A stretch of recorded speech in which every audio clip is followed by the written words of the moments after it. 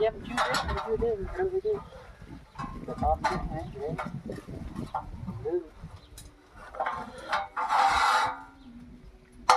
chưa toàn đi chưa toàn cái bàn cá chưa toàn cái cá để man cá cái cá man đấy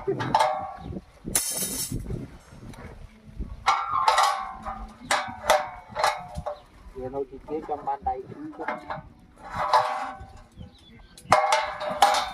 không chất đồ đi đó gì đấy đang chịu phóng